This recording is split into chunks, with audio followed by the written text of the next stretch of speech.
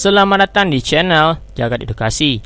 Pada kali ini kita akan membahas rangkuman materi sosiologi kelas 10 SMA semester 2. Nah, pada semester 2 ini yaitu kita akan membahas 3 bab ya, mulai dari bab 4 sampai bab 6. Bab 4 itu sosialisasi dan kepribadian, bab 5 penyimpangan sosial, bab 6 penerapan pengetahuan sosiologi.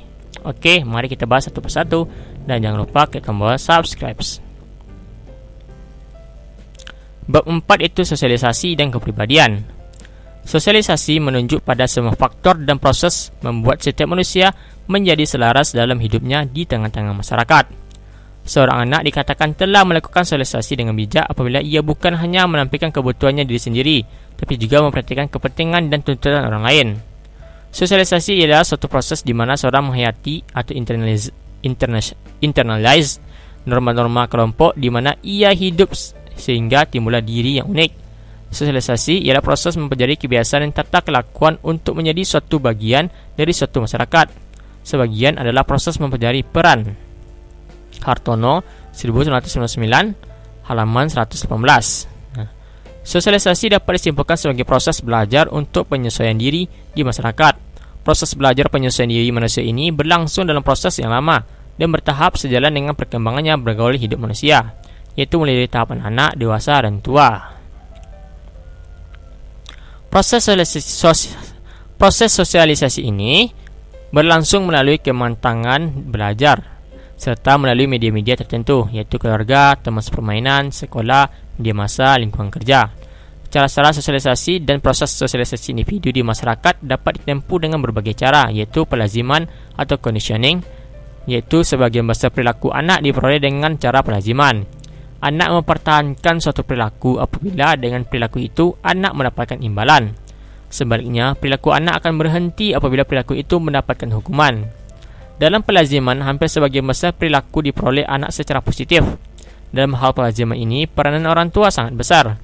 Imitasi, yaitu proses imitasi ini terjadi proses yang agak menjemuk. Anak akan melihat modal yang akan ditirukan perbuatannya. Identifikasi, yaitu proses peniruan secara mendalam. Anak tidak hanya meniru aspek luarnya saja, tetapi ingin menjadikan dirinya identik atau sama dengan tokoh idealnya. Dalam perkembangan proses diri, identifikasi memegang peranan penting sebab melakukan identifikasi seseorang, mengkategorikan dirinya sebagai kategori tertentu. Internalisasi, yaitu para internalisasi anak mengikuti aturan bukan kerana takut dihukum atau akan mendapatkan hadiah, bukan pula karena meniru tokoh idealnya. Ia mengikuti aturan kerana merasa pasti bahwa norma itu telah menjadi bagian dari dirinya. Ia menyadari bahwa perilaku tersebut diharapkan oleh masyarakat. Kepribadian adalah keseluruhan perilaku dari seorang individu dengan sistem kecenderungan tertentu yang berinteraksi dengan serangkaian sistem. Ungkapan sistem kecenderungan tertentu menyatakan bahwa setiap orang memiliki cara berperilaku yang khas dan bertindak sama setiap hari. Faktor-faktor perkembangan kepribadian, yaitu faktor-faktor dalam perkembangan kepribadian mencangkup. Pertama itu warisan biologis, lingkungan fisik, pengalaman kelompok, dan pengalaman yang unik.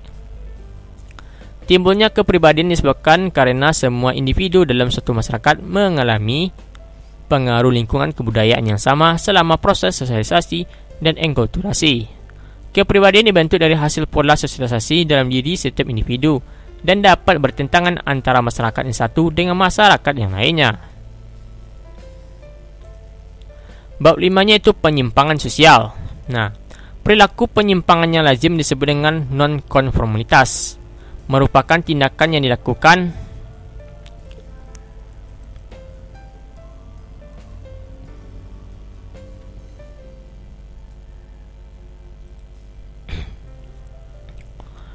Bab 5 yaitu penyimpangan sosial.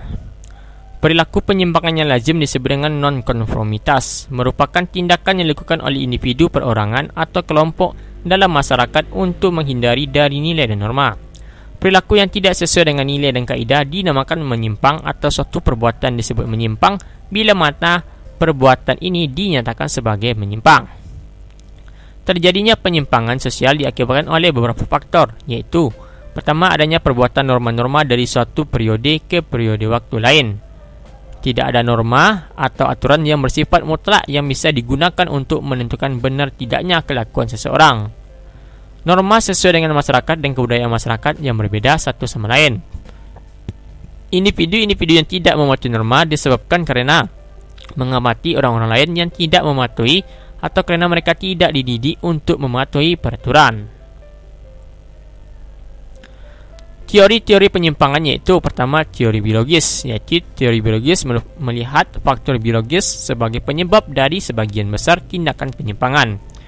Teori psikologis iaitu teori menganggap bahawa ketidakmampuan menyesuaikan diri secara psikologislah yang merupakan penyebab penyimpangan. Teori sosialisasi iaitu teori ini menghubungkan penyimpangan dengan ketidakmampuan untuk menghayati nilai dan norma yang dominan di masyarakat. Ketidakmampuan mungkin disebabkan oleh sosialisasi dalam kebudayaan yang menyimpang.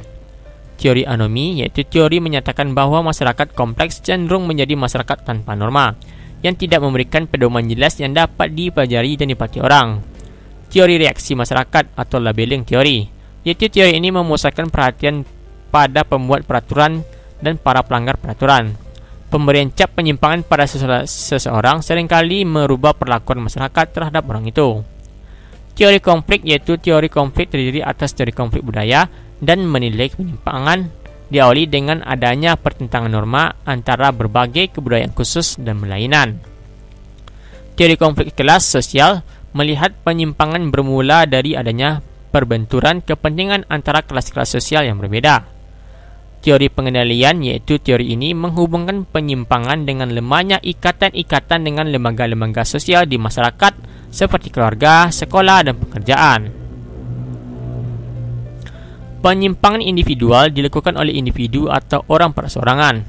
Tujuan individu melakukan penyimpangan didasarkan kerana ia sebagai pribadi tidak dapat menyesuaikan dengan nilai dan norma, atau dengan sengaja melakukan tindakan menyimpang dengan melanggar tata nilai dan peraturan. Penyimpangan kelompok dilakukan oleh kelompok orang yang tidak mematuhi nilai dan norma yang berlaku dalam masyarakat. Pelaku penyimpangan kelompok ini melakukan tindakan menyimpang kerana perasaan kolektif yang dimiliki oleh anggota kelompok dan perasaan itu tidak memiliki kesamaan dengan anggota lain di luar kelompoknya. Perilaku menyimpang tidak sepenuhnya mendapat penolakan dari masyarakat. Masyarakat akan memberikan toleransi terhadap beberapa perilaku penyimpangan kerana dapat berfungsi sebagai bentuk pengendalian sosial. Dalam hal ini, kita dapat melihat bentuk-bentuk penyimpangan sosial sebagai berikut, iaitu perilaku penyimpangan primer dan sekunder. Bab 6 iaitu penerapan pengetahuan sosiologi. Pengendalian sosial untuk menggambarkan segenap cara dan proses yang ditempuh oleh sekelompok orang atau masyarakat sehingga para anggotanya dapat bertindak sesuai dengan harapan kelompok atau masyarakat itu. Pengendalian sosial berperan untuk meredam ketegangan sosial. Dalam proses sosial ada 3 ketegangan sosial yang memerlukan pengendalian sosial, iaitu pertama ketegangan sosial yang terjadi antara ketentuan dalam adat istiadat dan kepentingan individu. Ketegangan sosial yang terjadi kerana keperluan yang bersifat umum bertemu dengan kepentingan golongan yang ada dalam masyarakat. Ketegangan sosial yang terjadi kerana golongan yang menyimpang sengaja menentang tata kelakuan yang berlaku di dalam masyarakat. Tujuan pengendalian sosial adalah terciptanya ketertiban sosial. Kerana tanpa ketertiban sosial, masyarakat tidak bisa menjalankan peranannya dengan perasaan aman. Lembaga sosial memiliki peranan sebagai lembaga yang menjalankan fungsi untuk melaksanakan pengendalian sosial di masyarakat. Lembaga sosial ini adalah lembaga yang telah diakui sebagai peranata sosial masyarakat, sehingga keberadaan lembaga sosial ini ditaati dan dihormati oleh masyarakat. Adapun lembaga-lembaga sosial itu antara lain adalah sekolah, polisi, pengadilan dan adat. Selain lembaga sosial yang memiliki peranan untuk melaksanakan pengendalian sosial, maka jenis pengendalian sosial dapat berupa pertama teguran, cemoohan, pendidikan, agama, gosip dan pengucilan. Pengendalian sosial sebagai sebuah proses sosial memerlukan cara-cara untuk mencapai tujuannya, yaitu mencapai terwujudnya masyarakat yang tertib dan teratur. Sebagaimanakah cara suatu kelompok atau masyarakat membuat para anggotanya untuk berperilaku sesuai dengan cara yang diharapkan, yaitu diantaranya melalui sosialisasi, tekanan sosial, dan kekuatan.